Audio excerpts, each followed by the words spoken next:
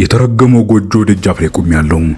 የመብረቅ መሃል ላይ ያለበት ዛፍ ከጭንቅላቴ በላይ ቆሟል። አብዱ ሌላ ሚስጥር የያዘ አንዳች ታላቅ ኃይል ያለው ሰው ሆኖ አግኝቼዋለሁ።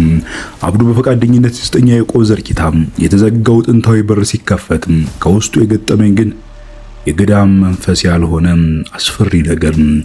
በምትኩ የሶስት ታላላቅ እምነቶች የኦሪት የመስቀልና የጨረቃ አንድነት በድንጋይ ላይ ተቀርጾ ያየሁት እጅግ ለማመን የሚከብደው ታምር።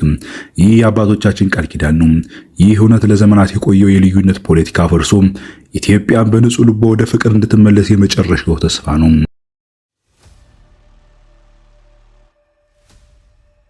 ቀኑ በእንደዚህ ሁኔታ አለፈ። ሰው ጠነጥን የዋልኩት ስፈልገው የከረምኩት እውነት በዚህ መንገድ የተገለጠ መሰለኝ። ያየኋቸው ሚስጥሮች 314 ዘጸአት 3:14 እኔ የምኖር ነኝ የዘላለማዊ ቃል፣ ዘፍጥረት 127 1:27 የእግዚአብሔር መልክ የሰው ልጅ ክቡርነት፣ ዘዳግም 6:4 64 አንድ አምላክ የአንድነት ሚስጥር፣ የማያቋርጠው ክብ የዘላለማዊነት ምልክት ጋር የተከፈተው የሰው መዳፍ ቅርጽ የፍጥረትና የክቡርነት ምልክት ጋር የተዋሃዱ ሶስት ማዕዘኖች የአንድነት ተወንድ ውስጥ ምልክት ተመሳሳይነት ያላቸው ሚስጥርን ፈታው። እነሆ ከሰሜን አምባ ከታላቁ ከራስ ደጀን የተነሳው ሚስጥር ወደ ወሎ ጉዞዬን እያደረኩበት ባለውበት ሰዓት በወሎና በጎንደር መካከል በገጠመኝ ከፍተኛ ጦርነት ምክንያት በእግዚአብሔር ፍቃድ ወደዚህ ጥንታዊ እጅግ ሚስጥራዊና ለዘመናት የሰው ዱካ ያረገጠበት በኢትዮጵያ ምድር የሚገኝ ምድረ በዳ ላይ መጣው። በአብዱና በፋጢማ ቤት የእግዚአብሔር ፍቃድ ሆነና ከዛም እንደምትመለከቱት በርካታ የሆኑ ያልጠበቅኳቸው ሚስጥራትንና ድንቅ ነገሮችን እያየሁ እገኛለሁ። እነሆ በዚህ አስፈሪ ቦታ በሩ ላይ ከድንጋዩ ላይ ተቀርጾ ያየሁት ታምር ለራሴ እያሰብኩ ለማን ልተንፍስ ለማንስ ልናገር እያልኩ ተጨንቄያለሁ። ውሎውን በአብዱ ቤት ዋልኩኝ። ነገር ግን ህሊናዬና ሐሳቤ ከዛች ጎጆ ከሚስጥራዊ ቦታ ነው። ስለዚህ ቦታ በሆኑ አብዱ ያለ ነገር እውነት ነውን? ጠይቃለሁ ለራሴ። ይህ የተረገመ ነው እጅግም አስቸጋሪና መብረቅ በተደጋጋሚ የሚመታው ያለ ነገር እውነት ይሆንን? ወይስ እኔን ፍርሃት ውስጥ ለመክተትና ወደዛ ቦታ አይኖችን እንዳላማትር ፈልጎ ነው? መቼስ ጠያቂ አይደለሁ፣ ጠይቃለሁ። ተጠራጣሪ ነኝ። ነገሮችን በቀላሉ ለመቀበል እቸግራለሁኝ። ይህም በያዘኝ በተንከባከበኝ ባኖሬ ቤት በአብዱ ላይ ጥርጣሬ አስነሳና እንዲሁ በጥርጣሬ መመልከት ጀመርኩኝ። በእውኑ እንዲህ ብዬው አልኩኝ። ከዛም ሌሊቱም ደረሰም። ጨረቃዋ ከደመና ጀርባ ተሸሽጋ ምድሩን በከፊል ጨለማ አልብሰዋለች። ከአብዱ ጋር ከብቶቹን ከዋሉበት ወደ ማደሪያቸው አስገባን። በግቢው ውስጥ በተቀጣጠለው ትንሽ እሳት ዙሪያ ተቀምጠን እናወጋ ጀመረ። በእውኑ አብዱ እንዴት ደስ የሚሉ ሰው ናቸው። እሳቱ ሲንቀለቀል የሚፈጥረው ጥላ በፊታችን ላይ እየወደቀ ድባቡን የበለጠ ሚስጥራዊ ያደርገዋል። በእውኑ ከወሎ ተራሮች ጫፍ ላይ ነው የተቀመጥነው። ዙሪያ ገባውን በሰሜን በደቡብ በምስራቅና በምዕራብ ያለውን የኢትዮጵያ ክፍል ማየት የሚያስችለን ቦታ ያክል ይሰማኛል።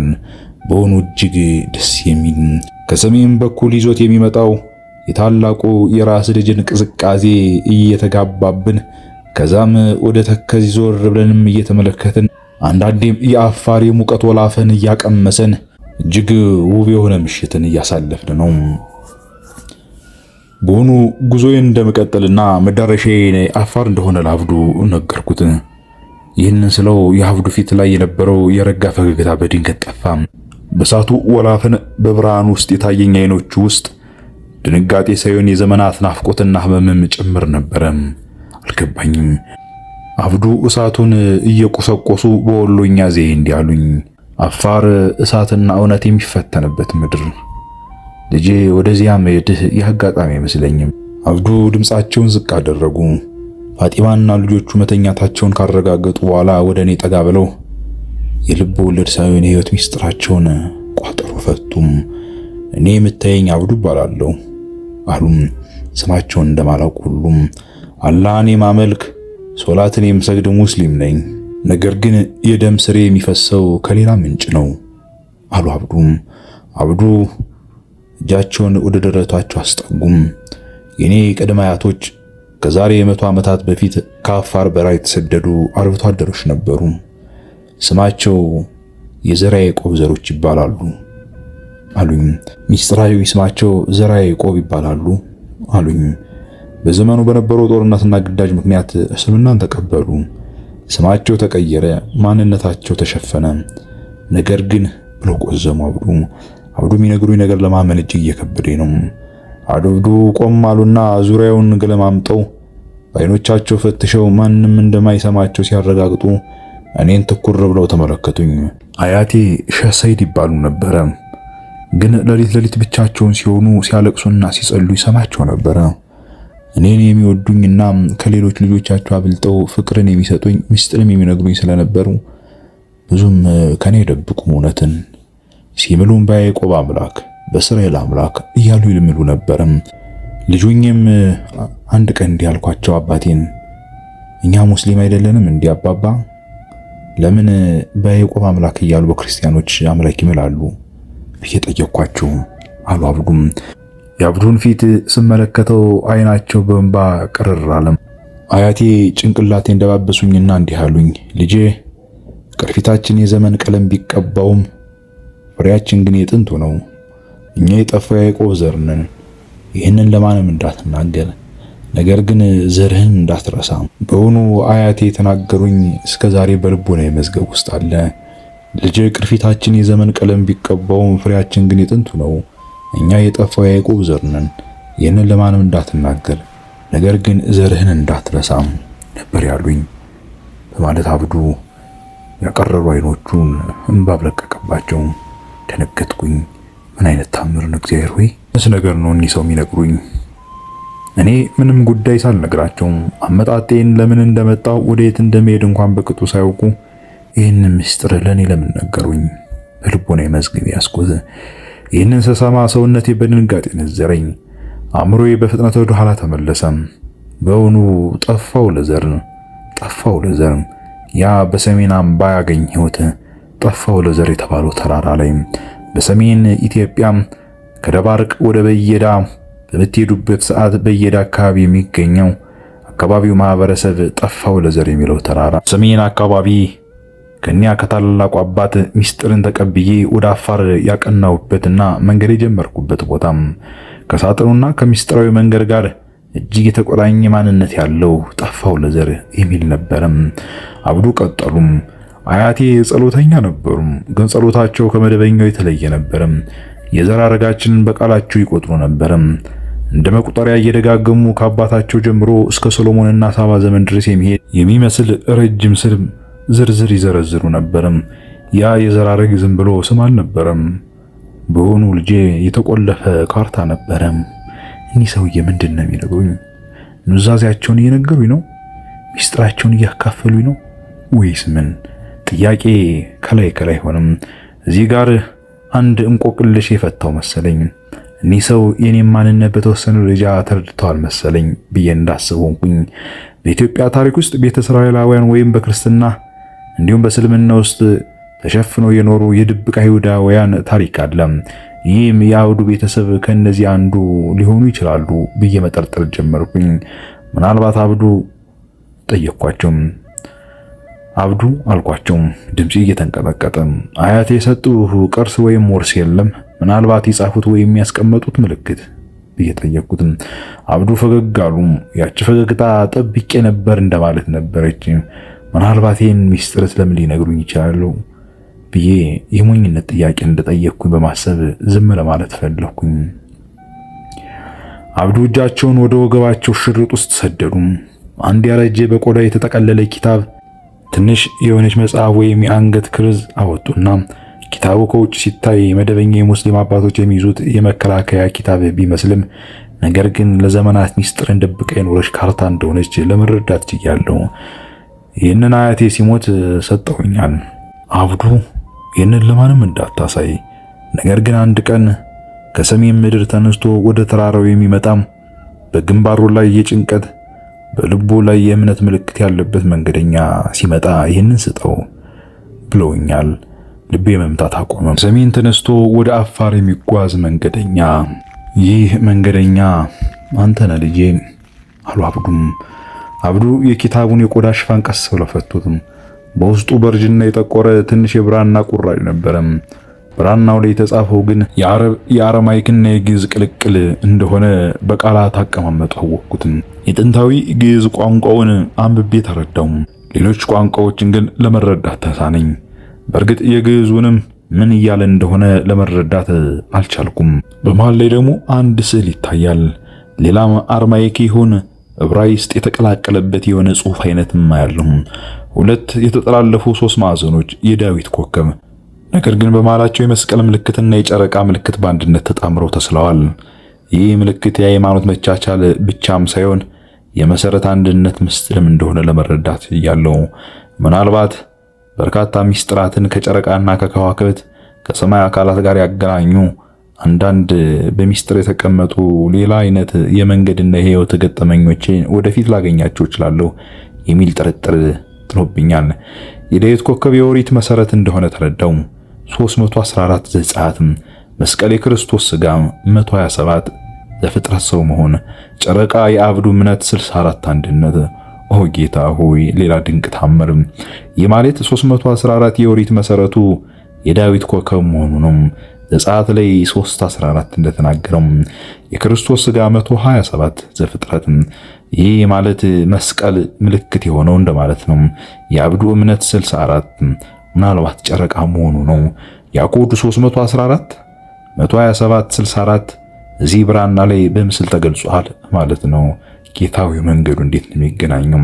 ከሰሜን አምባ 314 127 64 ከዛም ከዚህ ከወሎ እጅግ ከሚያስፈራውና ከሚያስደነግጠው ከጎጆዋ ላይ የተሳለና የተቀረጸው የማያቋርጥ ክብ የተከፈተው የሰው መዳፍ ቅርጽ የተዋሃዱ ሶስት ማዕዘኖች የዘላለማዊነት ምልክቱ የፍጥረትና የክብርነት ምልክቱና የአንድነት ቶንዶስ ምልክት።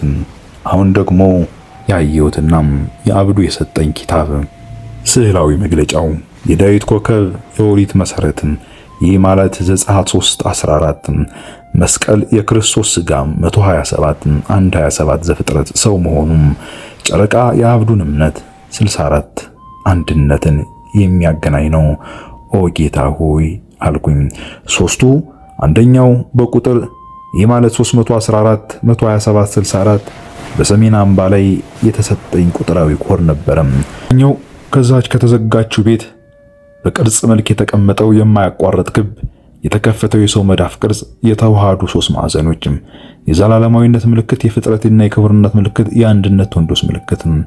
እንዲሁም አሁን ላይ የአብዱ ኪታብ የሰጠኝና ያረጋገጠልኝ እጅግ የሚገርምና የሚደቅ ለማመን የሚከብድ ታምር ስመለከት ይሄም የዳዊት ኮከብ በስዕል መልክ መስቀልና ጨረቃ በአንድ ላይ ያየሁት ነገር አባቶቻችን ምን ያክል ሚስጥራዊ የሆነ መረጃዎች እንደሚያስተላልፉ ነው። ሶስቱም የሚነግሩኝ አንድ ነገር ነው። ይህም 3:14ን 127 እና 64ን የሚያረጋግጥ የመጀመሪያው በቁጥር ኋላ በቅርጽ ሶስተኛው በስዕል የሆነ ሚስጥር ነበር። ሶስቱም ቦታ የሚያገናኝ ያ ኮድ 314 127 64 እዚህ ብራና ላይ በምስል ተገልጿል ማለት ነው። አብዱ ቀጠሉም አያቴ ይናገሩ ነበርም እኛ የጠፋን ዘሮች አይደለንም፣ እኛ የተደበቅን ቁልፎች እንጂ ይሉ ነበርም። አንተ ወደ አፋር የምትሄደው የአያቶችን አጥንት ልትፈልግ አይደለም፣ የአያቶችን ቃል ኪዳን ልታድስ እንጂ አሉኝ አብዱ ቀና ብለው። እኔም ደነገጥኩኝ። በድንገት ሁሉ ነገር ተገጣጠመም። የሰሜን አምባው የራስ ደጀኑ አባት ሳጥኑን ሲሰጡኝ ጦርነቱ መንገዴን ወደዚህ ቀየረው።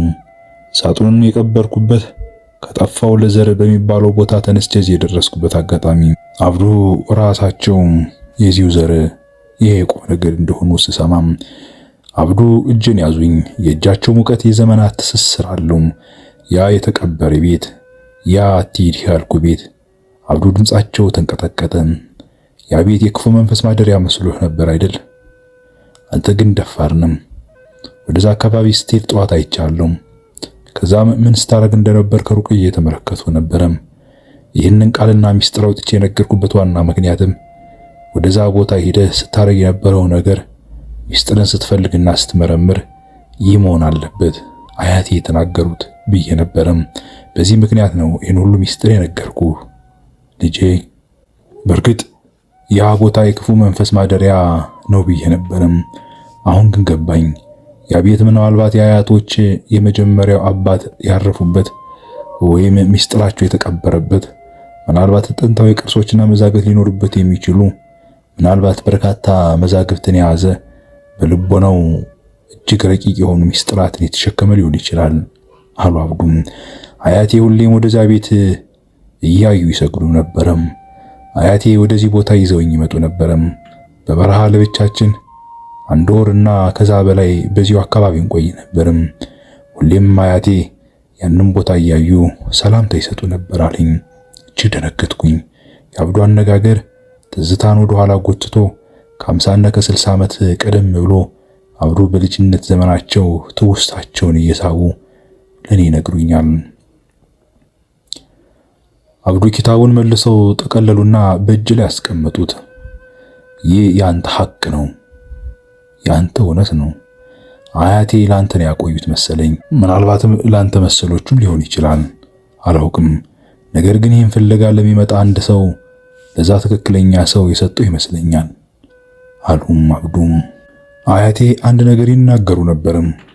የጠፋ ታላቅ የሆነ ሳጥን አለ ይላሉ። ምናልባት በዛ ጉዳይ ላይ ሐሳብ ይኖር ይሆንን አሉኝ። እኔ ግን የማውቀው ነገር እንደሌለ ነገርኳቸው። ምክንያቱም ማንን ማመን እንዳለብኝ አላውቅምና።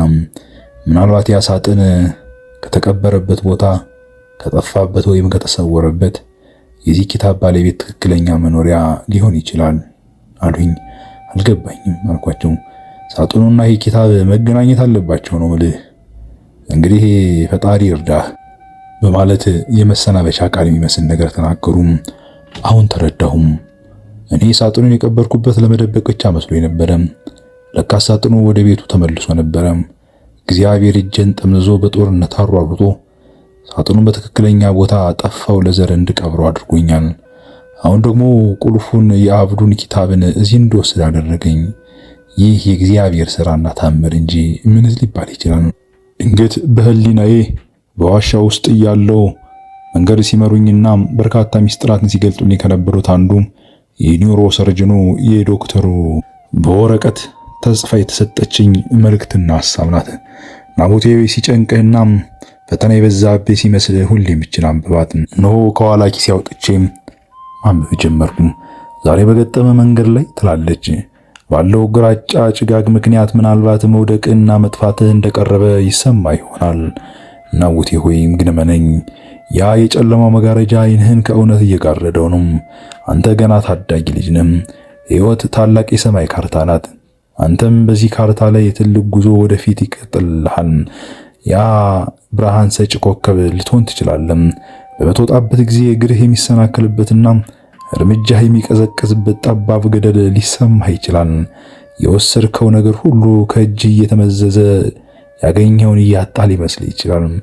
ነገር ግን እመነኝ፣ ያ የተወሰደብህ የሚመስል ኃይል ራሱ የሰማይ አዋቂ የእጅ ጥበብ ነው። የእግዚአብሔር ረቂቅ እውነት የሚገለጥበት በርካታ መንገድ ነው።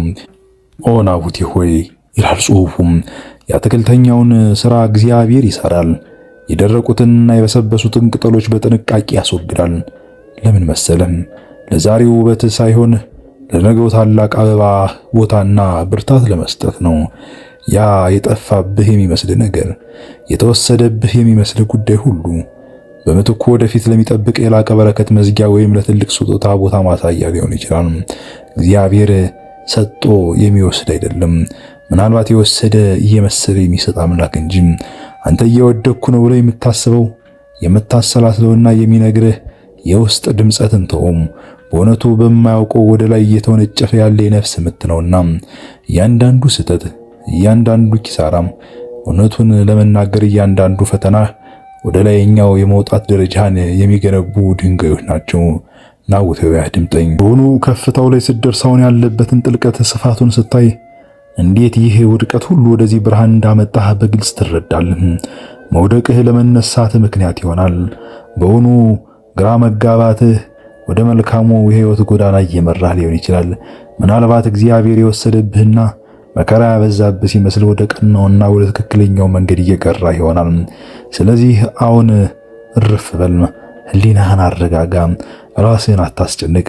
አንተ በታላቅ የፍቅር ታሪክ ውስጥ ያለህ ገጸ ባህሪ ነህና ይህ ሁሉ የክርስቲያናዊ ባህሪ ነውና እና ይህ የጨለመው ምዕራፍ ያንተን የመጨረሻ ድል የበለጠ ብሩህ የሚያደርግ ነው።